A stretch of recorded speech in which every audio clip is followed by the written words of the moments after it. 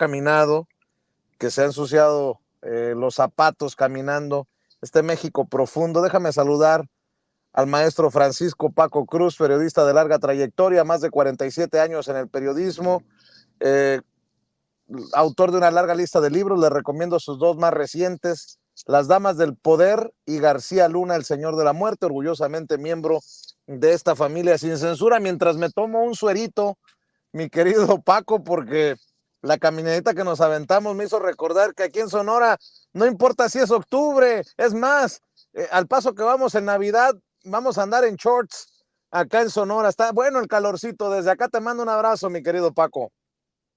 Vicente, Toño, un abrazote para los dos, y sí, tienes tu razón, de pronto hay que recordar que allí hace un poquitito de calor, pero mira, es bien importante. Yo en 1982, 81, 82, vivía en Chicago, en Lakeview vivía, y es bien curioso porque me tocó ver a Fernando Valenzuela en el estadio de los Cachorros, que estaban a 2 cuadras de mi casa. Así que de pronto me iba cuando llegaba Fernando Valenzuela, que después despierta, recuerdas, la Fernandomanía. Nadie conocía a Choaquila, así que yo me subía a los bleachers, pues no me subía a los bleachers, son arriba, punto, ¿sí? Los bleachers, que es la parte más alta de los estadios de béisbol, no todos, pero y me compraba una cerveza, un hot dog, y allí me tocó ver a Fernando Valenzuela. Hasta entonces nadie sabía que era Choaquila, que es un pueblo muy pequeño y que ha dado al beisbolista para mí más grande de todos los tiempos en este país. Y hay muchos mitos, yo recuerdo alrededor de Fernando Valenzuela, decían que su hermano Rafael, no sé si vive o está muerto, era mucho mejor pelotero que Fernando, pero la realidad es que Fernando Valenzuela es un fenómeno cultural, fue un fenómeno cultural, y en la población latina de Estados Unidos, que a mí me tocó esa época, pues era un fenómeno, y el tipo llegó a hacer grandes cambios, la forma de ver no solo a los mexicanos, sino a los latinos en general. Así que Fernando Valenzuela no solo es un fenómeno deportivo, fue un fenómeno cultural que unió, o que por lo menos despertó la atención hacia grupos de latinos, incluidos los mexicanos. Ese es Fernando Valenzuela, que pone en el mapa, en la vida, hoy en la muerte, a su pueblo, un pueblo Oye, que ha Paco, dado al beisbolista más grande de todos los tiempos en este país, Vicente. y seguramente te acuerdas que muy a la Cristiano Ronaldo, a la Messi de nuestros días, había muchachas, había jóvenes que se tiraban al campo para abrazarlo.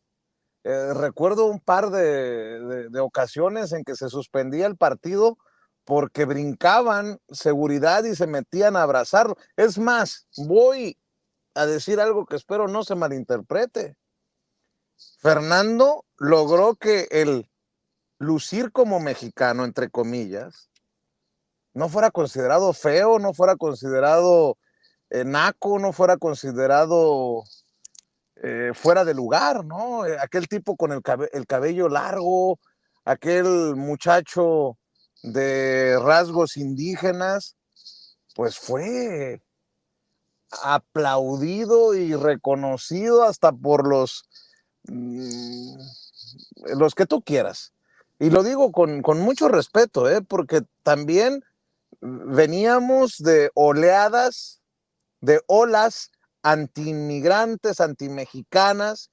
En los 70s, 80s se viene saliendo del movimiento bracero, los braceros que fueron llevados a Estados Unidos y cómo después fueron rechazados por la sociedad estadounidense, por estos políticos perversos. A mí me apasiona esto porque creo que le conozco un poquito. Y Fernando Valenzuela empezó a tumbar estereotipos del mexicano que existían en la cabecita de muchos en la sociedad estadounidense. A menos que tú recuerdes otra cosa, me emociona porque podemos hablar en estos términos, porque tú estabas en Chicago, Paco.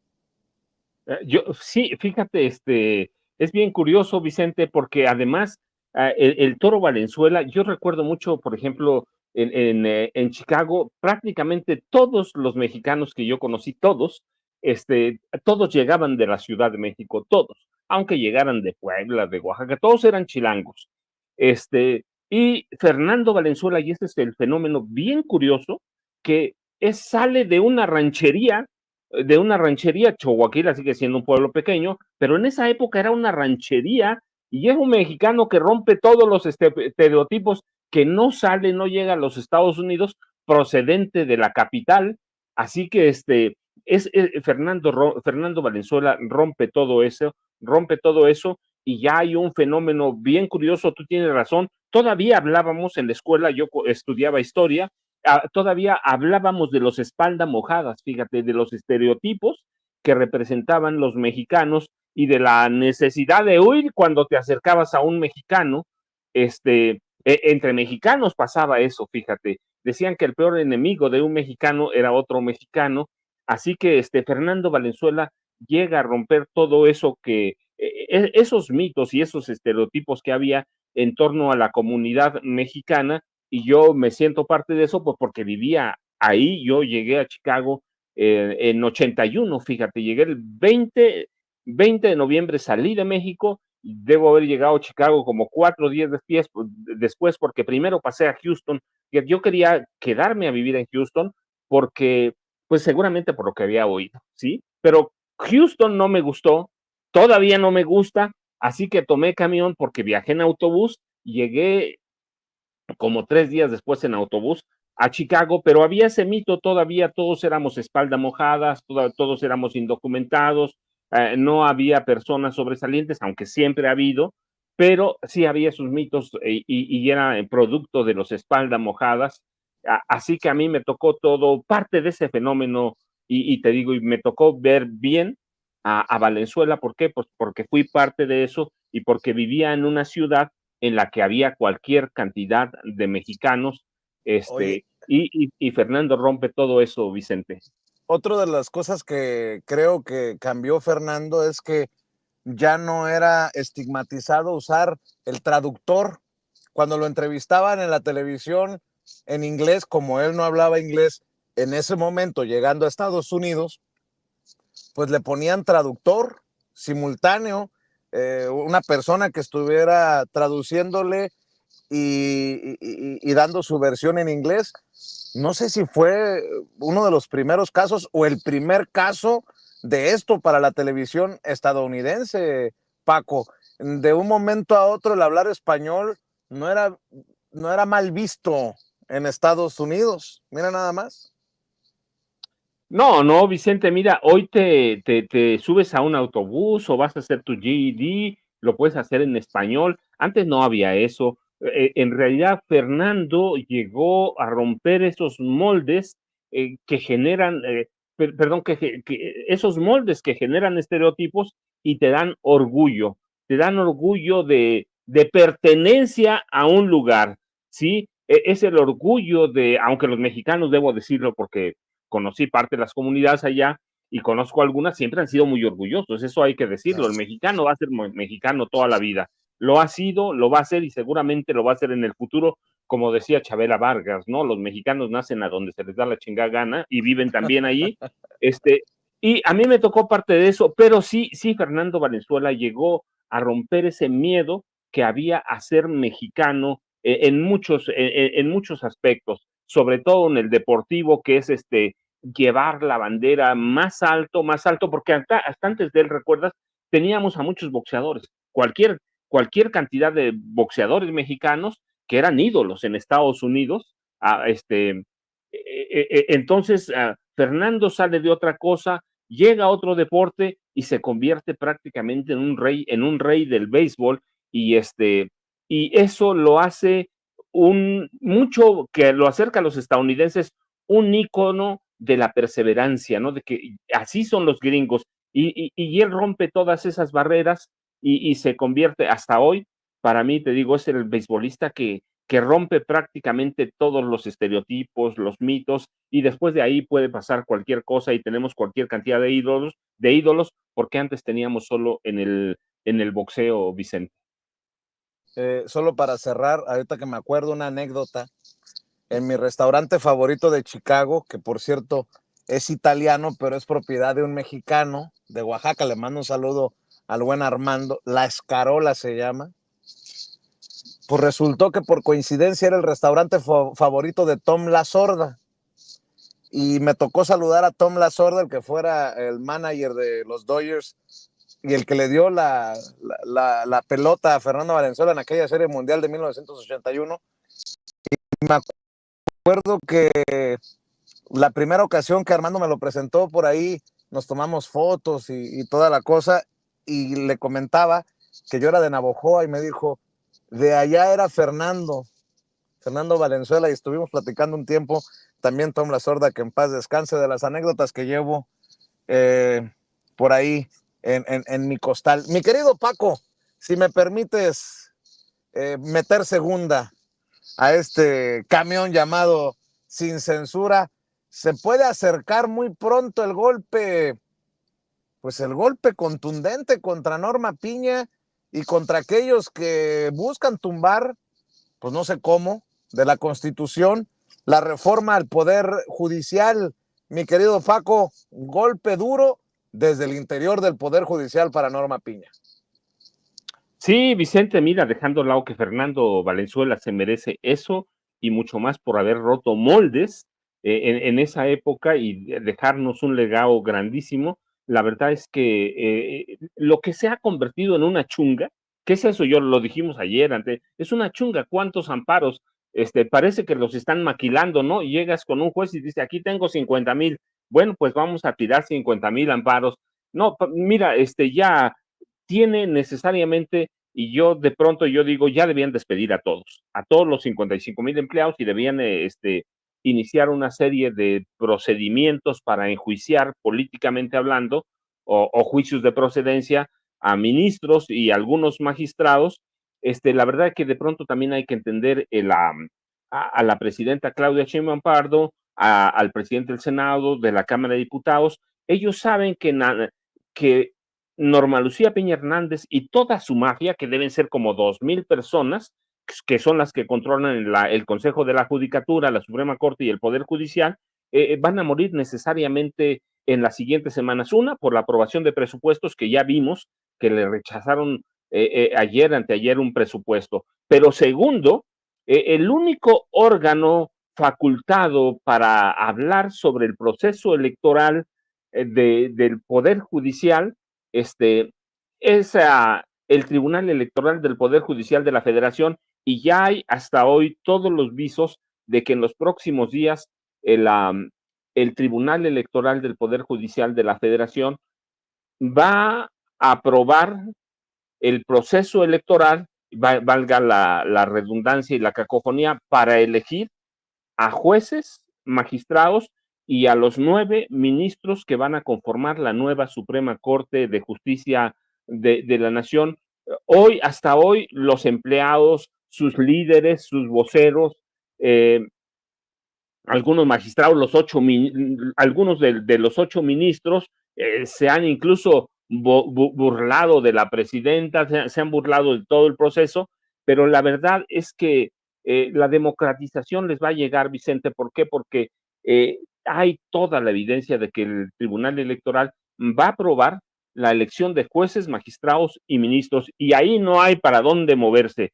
Y segundo, en noviembre próximo, y estamos a 23 de octubre, en noviembre próximo se tiene que presentar el presupuesto de egresos e ingresos de la Federación, y allí va incluido el Poder Judicial de la Federación y los diputados que son los únicos que pueden decidir qué gasta y qué ingresa cada uno de los poderes, pues seguramente van a tomar medidas para eliminar todos aquellos privilegios de los magistrados, de los ministros, de los jueces, y eso va a frenar necesariamente a Norma Lucía Piña Hernández, a su mafia de los 8, o es la mafia de los 8, ella incluida.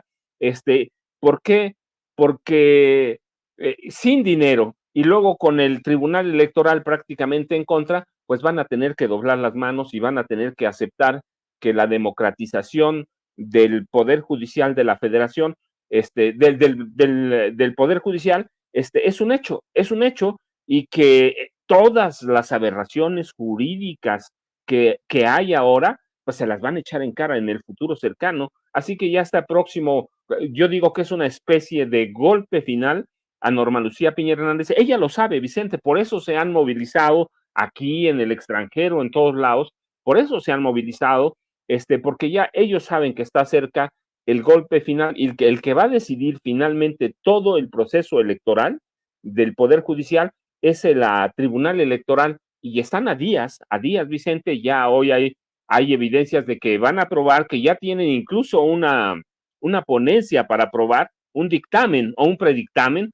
y que la semana que entra seguramente va a ser definitorio y decisivo para acabar con todo este desgarriate que traen en el Poder Judicial. Y yo te decía, todas las aberraciones, ¿no? Es una locura, todos los días admiten acciones de inconstitucionalidad, no sé, es un desgarriate ya, y más allá de que pongan en peligro o quieran e intenten crear una crisis constitucional, la realidad es que sí, de pronto ves que la presidenta del país, la Claudia Sheinbaum Pardo, como los presidentes de la Cámara de Diputados y del Senado, ya saben hacia dónde van, y están esperando el dictamen del Tribunal Electoral para dar visto bueno al proceso electoral 2025, y ahí se va a acabar todo el desgarriate, Vicente.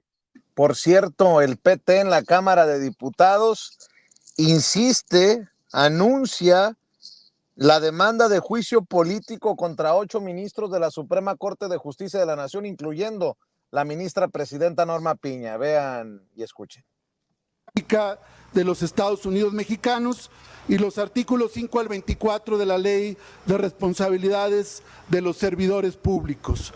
Esta demanda va contra los 8 ministros y ministras que están en desacato y en rebeldía, y que son las cabezas visibles de toda esta guerra jurídica que enfrenta el Poder Ejecutivo y el Poder Legislativo, y en general los mexicanos, es decir, contra los ministros Alfredo Gutiérrez Ortiz Mena, Juan Luis González Alcántara, Luis María Aguilar Morales, Jorge María Pardo Rebolledo, Margarita Ríos Farjat, Javier Lainez Potisek, Alberto Pérez Dañán y la ministra presidenta Norma Lucía Piña Hernández.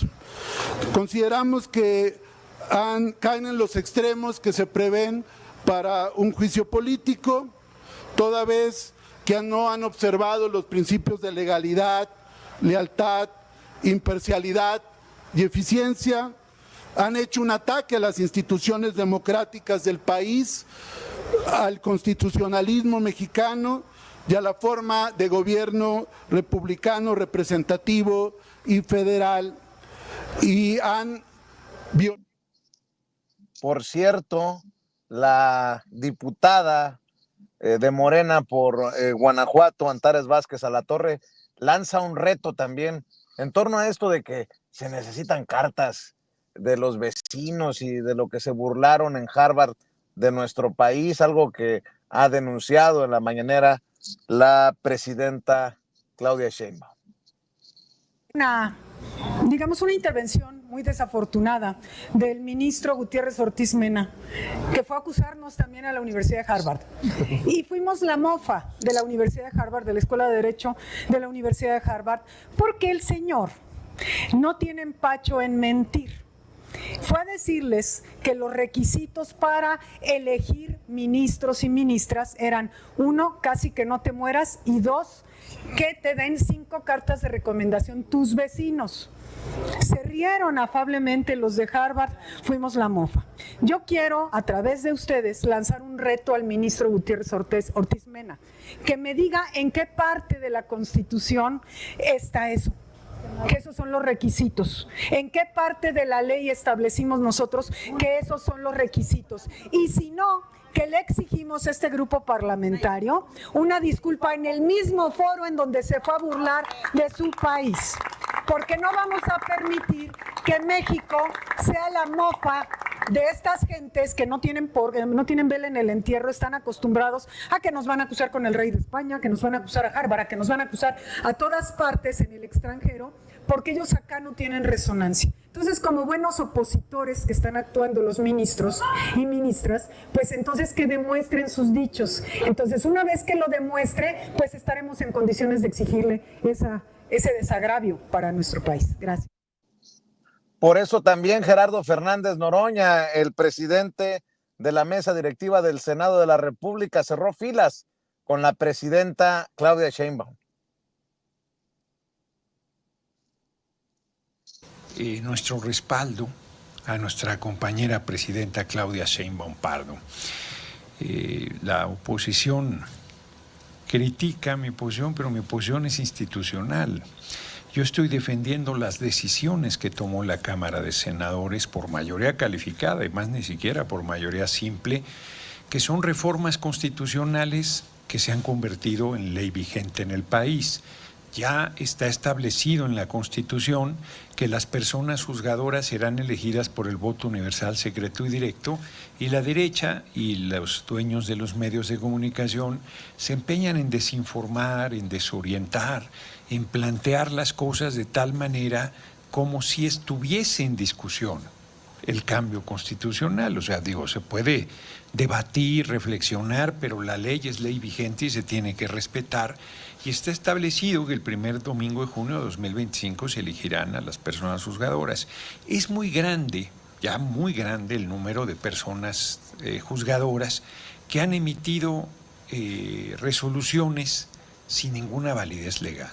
Yo he insistido en que el artículo 61 de la Ley de Amparo, en su fracción primera, establece de manera explícita, no permite ninguna interpretación de que no procede el juicio de amparo frente a una reforma constitucional, y la hoy tristemente célebre jueza Juárez, que participó en las protestas en contra, que se manifestó en contra, que injurió al entonces compañero presidente López Obrador y que hoy es la heroína de la derecha, amaga o pretende amagar a la compañera presidenta. Es una majadería política, intelectual, de nulo rigor jurídico. Cualquier estudiante de derecho se avergonzaría de las resoluciones que han venido emitiendo más de una persona juzgadora. Y dentro de cada institución, el INE, por ejemplo, pues hay también diferencia. Y entonces lo que la presidenta del INE, Tadei, planteó, y que ha sido desde mi punto de vista tergiversado, es que va avanzando con lentitud. O un pequeño paréntesis para que el Tribunal Electoral le diga lo obvio: ¿puede alguien detener el proceso electoral? Nadie. Y se da por sentado que hay una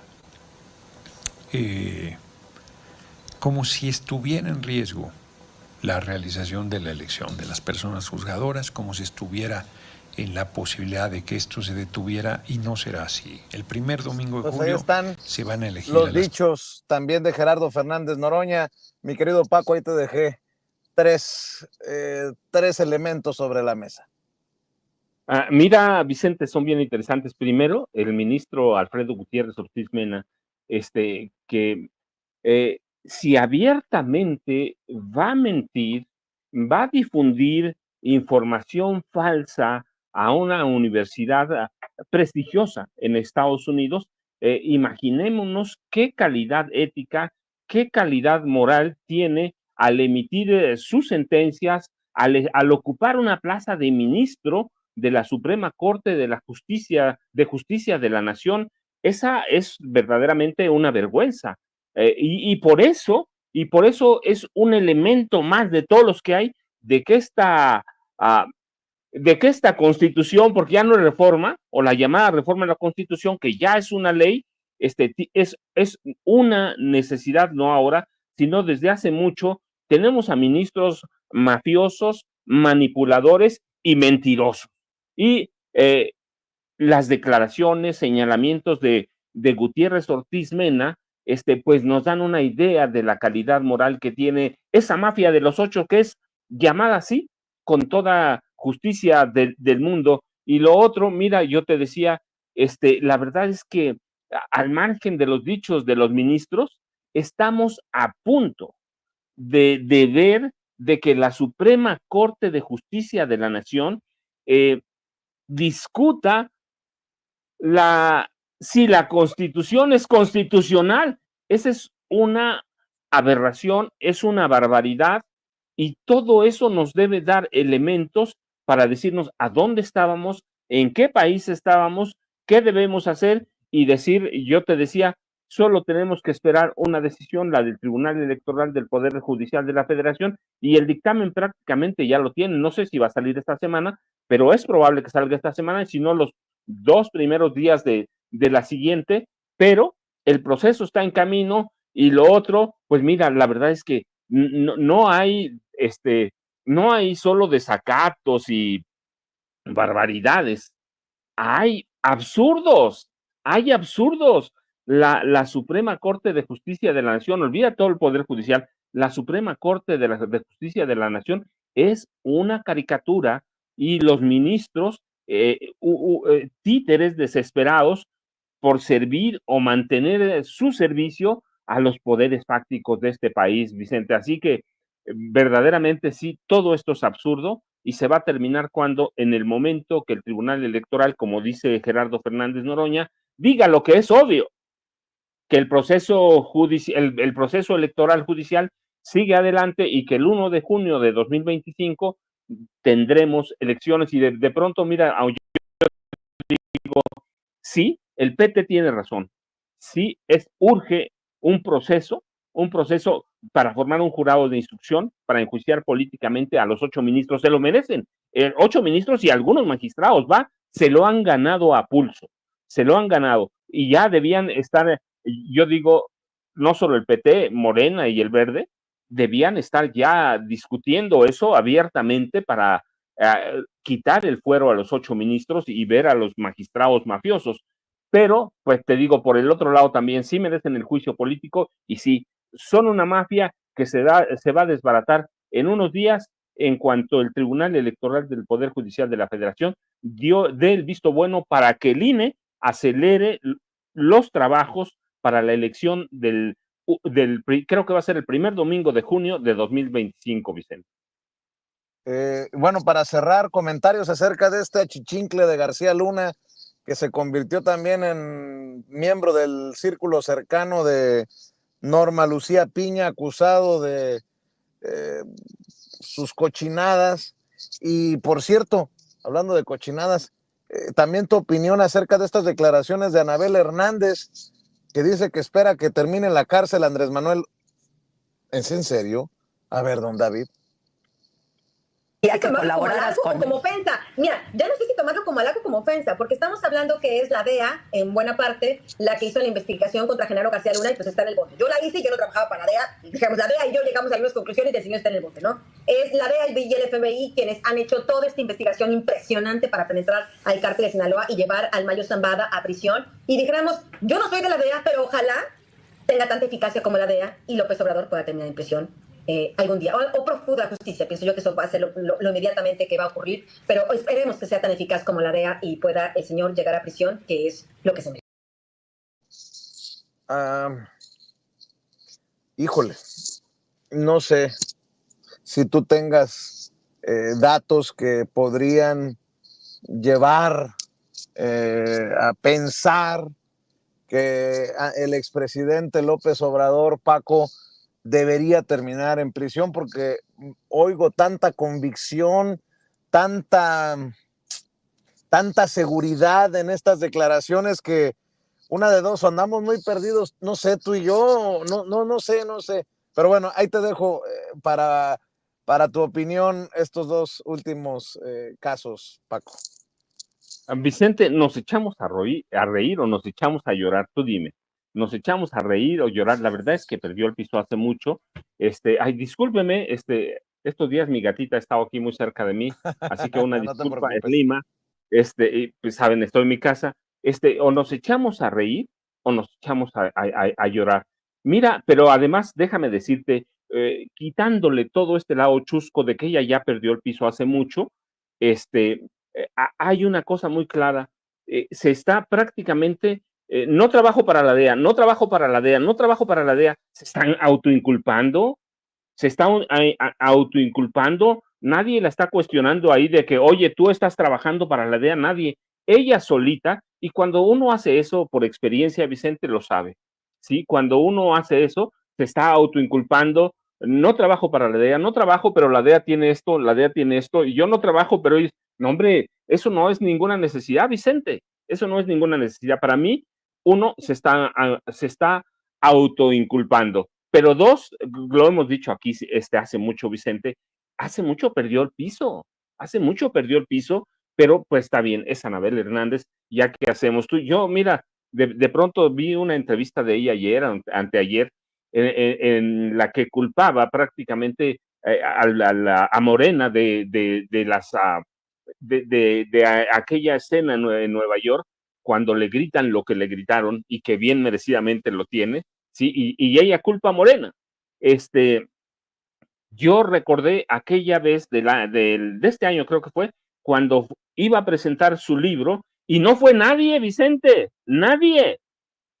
Y yo te decía, ¿va a vender libros? Sí, muchos libros, va a vender muchos libros, incluso va a ser un bestseller. ¿Por qué? Pues porque la derecha tiene ahí a millones de personas que consumen ese tipo de literatura, que es un poco morboso y es la necesidad de golpear al presidente Andrés Manuel López Obrador, hoy el expresidente. Hay una necesidad imperiosa, pero para mí se está autoinculpando, y está en esa, está traumada como muchos periodistas, Vicente. El problema con el presidente López Obrador, y yo sí lo voy a culpar, la verdad, es que dejó traumados a muchos periodistas, no lo pueden dejar, no lo pueden soltar, no lo van a soltar, no lo van a soltar nunca, no les ganó una vez, les ganó 6 años, les volvió a ganar, y es la única persona, el único político en este país que ha creado un fenómeno político en, eh, histórico. Le ganó a todo mundo, le ganó a todas las mafias, a la mafia de Salinas, a la mafia de Calderón, a la mafia del PAN, a la mafia de Peña, le ganó a todos y creó un movimiento desde abajo que se llama Morena. Podemos criticarle muchas cosas, lo que sea, pero ningún político en este país había hecho eso. El PRI fue un partido que se creó desde la presidencia de la República. El jefe máximo de la revolución lo creó desde arriba hacia abajo para servir al poder. López Obrador crea un fenómeno y eso tiene traumados a todos los periodistas, al que tú veas, Loret de Mola, Riva Palacio, al que sea, Vicente. La verdad es que hay que culpar a López Obrador de crear un fenómeno político que ha traumado a toda la vieja clase periodística de este país y a los políticos también. Hay que ver al PAN, hay que ver al PRI. López Obrador va a seguir en la vida de ellos y Anabel nos da un ejemplo de ello, ¿no? López Obrador es una obsesión, se ha convertido en una obsesión para algunos, para muchos periodistas, pero todos aquellos periodistas que Genaro García Luna llamaba ilustrados. Y mira, y hablando de periodistas de ilustrados y de García Luna, ¿tú recuerdas cuando nosotros lo dijimos en su momento, la Suprema Corte de Justicia de la Nación se convirtió en un refugio de la mafia García Luna Calderón? No solo era Ricardo Márquez Blas, que hoy está en el reclusorio Oriente, era Sonia Vargas Terrero, directora de coordinación de administración del Consejo de la Judicatura Federal, que trabajó en recursos, fue directora de recursos materiales y servicios generales e infraestructura en la Policía Federal, y que ayudó a García Luna a desviar más de $200 millones. Está María Fernanda Casanueva de Diego, secretaria de Administración del Consejo de la Judicatura Federal. Está la decisión de Norma Lucía Piña Hernández de liberar los recursos a Luis Cárdenas Palomino, de liberar los recursos a Linda Cristina Pereira Gálvez, esposa de García Luna. Luis Cárdenas Palomino, su brazo derecho, su brazo izquierdo, su sombra, todo. Está la decisión de incrustar a gente de la señora Wallace, ¿sí? Entonces, es todo eso. Ricardo Márquez Blas es la consecuencia de haber hecho de la Suprema Corte y del Poder Judicial una cueva de defensa del clan mafioso de Genaro García Luna y Felipe Calderón Hinojosa. La verdad es que yo cuando lo vi ayer en la noche dije, pues, ¿qué nos va a extrañar? Eran delincuentes con García Luna, son delincuentes aquí y están mostrando lo que son, Vicente. Yo espero que Norma Lucía Piña Hernández salga al rato a decir algo sobre una persona que ella contrató personalmente, Vicente. Así que el caso de Ricardo Márquez Blas es la vida de García Luna, una mafia completa, una historia de criminalidad. Sí, mi querido Paco, ¿por qué no cerramos invitando a la audiencia de Sin Censura a tus redes sociales después de invitarlos a que sigan buscando tus dos más recientes libros, Las Damas del Poder y García Luna, el Señor de la Muerte, querido Paco? Vicente, pues yo te mando un abrazote hasta Choaquila, y estás en tierra histórica, la tierra de Mayos y Fernando Valenzuela. Yo ya sabes, @Paco Cruz Jiménez en X, antes Twitter, Francisco Cruz Jiménez en Facebook, y nos vemos mañana, Vicente, como siempre. Muchas gracias. Gracias, Paco, el maestro Francisco Paco Cruz, hablando con nosotros sin censura. Y